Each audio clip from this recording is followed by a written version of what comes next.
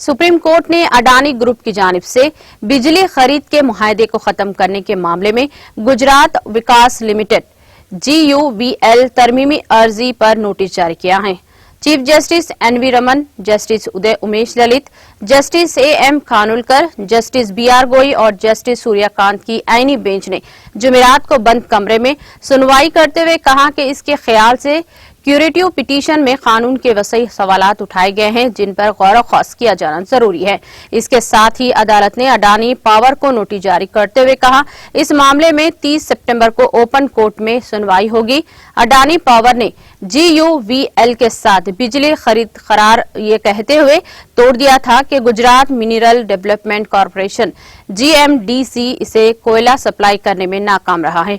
इसके बाद अडानी ग्रुप ने सुप्रीम कोर्ट का रुख रखा था और वहां से इसे राहत मिली थी। सुप्रीम कोर्ट के 2 जुलाई 2019 के इस फैसले के खिलाफ GUVL ने नजरसानी की अर्जी दायर की थी जिसे गुज़िश्ता 3 सितंबर को खारिज कर दिया गया।